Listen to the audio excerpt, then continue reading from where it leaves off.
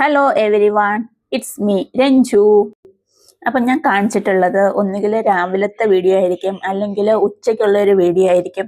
അപ്പം ഇന്ന് ഞാൻ വിചാരിച്ചു രാത്രിയിലുള്ള ഒരു വീഡിയോ എടുത്തിട്ട് പോസ്റ്റ് ചെയ്യാമെന്ന് കേട്ടോ. അപ്പം രാത്രിയിലത്തെ വീഡിയോ ആണ് കേട്ടോ ഇത്. അപ്പം എല്ലാവരും രാത്രിയിൽ എന്താ ഫുഡൊക്കെ കഴിക്കല്? ചോറാണോ, ചപ്പാത്തിയാണോ, ഇനി അതും അല്ലെങ്കിൽ പുട്ട്, ദോശ അങ്ങനെയുള്ള കാര്യങ്ങളൊക്കെയാണോ? എന്താണെങ്കിലും നിങ്ങൾ കമൻറ്റ് ചെയ്ത് പറയണം കേട്ടോ. അപ്പം ഞങ്ങൾ ഇന്ന് ഉണ്ടാക്കുന്നത് കുറച്ച് സമയമൊക്കെ എടുത്ത് ചെയ്യേണ്ട ഒരു ജോലി ആയതുകൊണ്ട് ഇന്ന് ഏട്ടനും വീട്ടിലുണ്ട്. അപ്പോൾ ഏട്ടനുള്ള സമയത്താണ് നമ്മൾ ഇങ്ങനെയുള്ള കാര്യങ്ങളൊക്കെ ചെയ്യല്. അപ്പോഴതിന് വേണ്ടിയിട്ട് 2 കുക്കുംബർ, ക്യാപ്സിക്കം, ക്യാബേജ്, കുറച്ച് ടൊമാറ്റോ, പിന്നെ വേണ്ടത് കുറച്ച് മല്ലിയിലയും കുറച്ച് നാരങ്ങയുടെ നീരുമാണ് കേട്ടോ. അപ്പോൾ ഇതെല്ലാം കൂടി എന്തിനാന്നല്ലേ, നമുക്ക് ഇന്നൊരു എഗ് റോളിൻ്റെ റെസിപ്പിയാണ് കേട്ടോ. എല്ലാവരും ഉണ്ടാക്കുന്നതായിരിക്കും, പക്ഷെ ഞാൻ ഉണ്ടാക്കുന്ന രീതിയിലാണ് കേട്ടോ കാണിച്ചു തരുന്നത്. അപ്പം അതെല്ലാം കൂടെ കുനുകുനാന്ന് കട്ട് ചെയ്യണം. കട്ട് ചെയ്തിട്ട് ഇതേപോലെ ഉപ്പൊക്കെ ഇട്ടിട്ട് അത് ആദ്യമേ തന്നെ കുറച്ച് നേരം ഒന്ന് മാറ്റി വെക്കണം കേട്ടോ. അപ്പം ഇത് ഉപ്പിട്ട് മാറ്റി വെക്കുന്നതെന്ന് വെച്ചാൽ അതിനകത്തുനിന്ന് കുറച്ച് വെള്ളം ഇറങ്ങും. അതൊന്നും വരാൻ വേണ്ടിയിട്ട് നമ്മൾ ഉപ്പിട്ട് ആദ്യമേ മാറ്റി വെക്കുക. അത് കഴിഞ്ഞിട്ട് ഇതേപോലെ ചപ്പാത്തിയൊക്കെ പരത്തുക.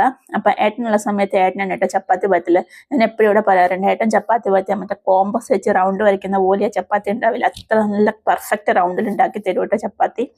അപ്പം അതേപോലെ നമ്മൾ ചപ്പാത്തി ചുട്ടെടുക്കുന്ന സമയത്ത് അതിനകത്ത് കുറച്ച് എണ്ണയും കൂടി ഒഴിച്ചിട്ട് വേണം കേട്ടോ ചപ്പാത്തി ചുട്ടെടുക്കാൻ. അപ്പം ഞാനിവിടെ ഉപയോഗിക്കുന്നത് എള്ളിൻ്റെ എണ്ണയാണ്. അപ്പം കോക്കനട്ട് ഓയിൽ ഉപയോഗിച്ചിട്ടുണ്ടെങ്കിൽ അതിൻ്റെ ഫ്ലേവർ കുറച്ചൊന്ന് കയറിയിരിക്കും.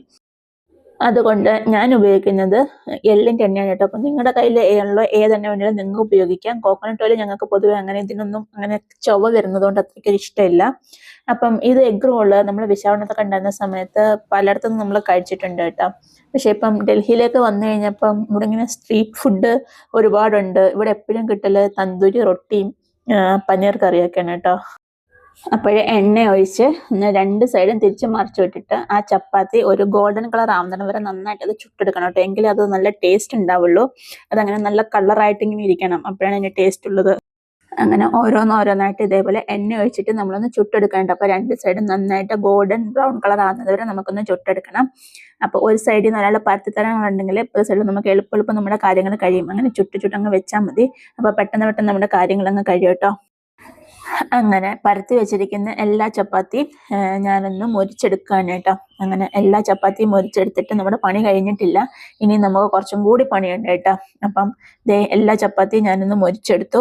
ഇനിയിപ്പോൾ ഇവിടെ മുട്ട നമുക്ക് ആവശ്യമാണ്. അപ്പം ഇവിടെ ഇപ്പോൾ മുട്ടയ്ക്ക് ഒരു മുട്ട 8 രൂപ 8.5 രൂപയൊക്കെ ഉണ്ട് കേട്ടോ. നാട്ടിൽ എത്ര രൂപയാണെന്ന് എനിക്കറിയില്ല. ഇവിടെ ഇപ്പോൾ തണുപ്പായതുകൊണ്ട് തന്നെ മുട്ടയ്ക്കൊക്കെ ഇപ്പം നന്നായിട്ട് വില കൂടിയിട്ടുണ്ട് കേട്ടോ. അപ്പം മുട്ട നമ്മുടെ ബോഡിയെ ഹീറ്റ് ആക്കുന്നത് കൊണ്ട് മുട്ടയ്ക്കൊക്കെ ഇപ്പം ഇച്ചിരി വില കൂടുതലാണ്. മുട്ട, ഡ്രൈ ഫ്രൂട്ട് ഇങ്ങനെയുള്ള കാര്യങ്ങളൊക്കെ ഇപ്പം ഇവിടെ വില കൂടുതലാണ് കേട്ടോ. അപ്പം എന്താ ഒരു മുട്ട പൊട്ടിച്ചിട്ടുണ്ട്, അതിനകത്തേക്ക് കുറച്ച് ഉപ്പിട്ട് കൊടുക്കുക. ആദ്യമേ കുറച്ച് ഉപ്പ് മാത്രമേ ഇടാവുള്ളൂ, കാരണം ബാക്കിയുള്ള കാര്യത്തിനകത്തൊക്കെ നമ്മൾ ഉപ്പിട്ടിട്ടുണ്ട് ഓൾറെഡി. അപ്പം മുട്ടയ്ക്ക് ആവശ്യത്തിനുള്ള ഉപ്പ് മാത്രം ഇട്ട് കൊടുക്കുക. എന്നിട്ട് അത് നന്നായിട്ടൊന്ന് ബീറ്റ് ചെയ്യുക. ബീറ്റ് ചെയ്തിട്ട് തവയ്ക്കകത്ത് കുറച്ച് എണ്ണ ഒഴിക്കുക. എന്നിട്ട് മുട്ട ഒഴിച്ചിട്ട് അതിൻ്റെ മുകളിൽ ആവശ്യത്തിന് കുരുമുളക് പൊടി ഇടുക. എന്നിട്ട് നമ്മൾ എടുത്ത് വെച്ചിരിക്കുന്ന ചപ്പാത്തി ഒന്നതിൻ്റെ മേളിലേക്ക് വെച്ചിട്ട് ഇതേപോലെ തന്നെ തവി വെച്ചിട്ട് ഒന്ന് പ്രസ് ചെയ്ത് വെച്ചിട്ടുണ്ടെങ്കിൽ ആ ചപ്പാത്തിക്കകത്തേക്ക് ആ മുട്ട ഫുള്ള് കവറായിരിക്കും കേട്ടോ. അപ്പോൾ ചിലയിടത്ത് നമ്മൾ കഴിക്കുമ്പോൾ ഇതേപോലെ മുട്ട സ്ക്രാമ്പിൾ ചെയ്തിട്ട് അത് വെച്ചിട്ട് ഫോൾഡ് ചെയ്യും. പക്ഷേ എനിക്കതിനേക്കാളും കൂടുതൽ ഇഷ്ടം ഇതേപോലെ ചപ്പാത്തിയിൽ മുട്ട കവറായിരിക്കുന്നതാണ് കേട്ടോ.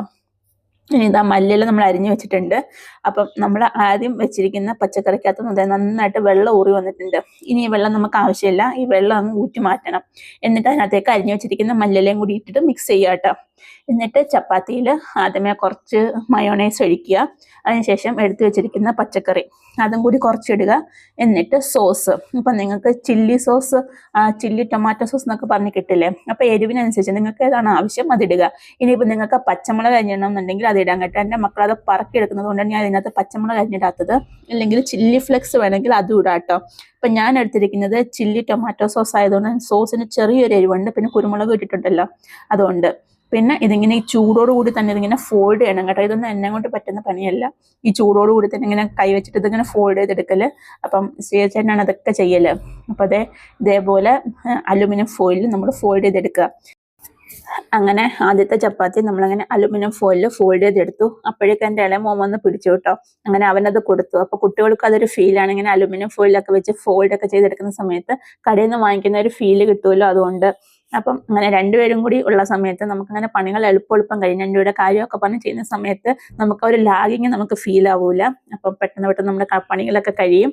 അപ്പോൾ ഒറ്റയ്ക്ക് ഒരാൾ നിന്ന് ചെയ്യുമ്പോഴാണ് നമുക്കത് കുറച്ചൊരു ബുദ്ധിമുട്ടായിട്ട് തോന്നുന്നതല്ലേ. അങ്ങനെ എടുത്തു വെച്ചിരിക്കുന്ന ഓരോ ചപ്പാത്തിയും ഇതേപോലെ നമ്മൾ ചൂടോടെ പച്ചക്കറിയും സോസും ഒക്കെ ഒഴിച്ചിട്ട് ഫോൾഡ് ചെയ്തെടുക്കണം കേട്ടോ. ചില കടകളിൽ ഇതിനകത്ത് മസാലയൊക്കെ ചേർത്തിട്ട് തരും കേട്ടോ. ഗരം മസാല എല്ലാം കൂടി ആഡ് ചെയ്തിട്ടും ഇതേപോലെ ഫോൾഡ് ചെയ്തെടുക്കലുണ്ട്. പക്ഷെ എനിക്കത് അത്ര അങ്ങോട്ട് ഇഷ്ടമില്ല. പച്ചക്കറിയുടെ ഒന്നും ടേസ്റ്റ്, മുട്ടയുടെ ഒന്നും ടേസ്റ്റ് നമുക്ക് അറിയാനുണ്ടാവില്ല. സോ മൊത്തം മസാലയുടെ ടേസ്റ്റ് മാത്രമേ ഉണ്ടാവാറുള്ളൂ. അപ്പം ഞാൻ ഉണ്ടാക്കുന്ന റെസിപ്പിയാണ് കേട്ടോ ഞാൻ നിങ്ങൾക്ക് വേണ്ടിയിട്ട് ഷെയർ ചെയ്തത്. അപ്പം ഇതാണ് എൻ്റെ എഗ് റോളിൻ്റെ റെസിപ്പി. അപ്പം നിങ്ങൾക്ക് ഇഷ്ടപ്പെട്ട് കാണുമെന്ന് വിചാരിക്കുന്നു. ഇഷ്ടപ്പെട്ടിട്ടുണ്ടെങ്കിൽ നിങ്ങൾ അഭിപ്രായം പറയാൻ മറക്കണ്ട.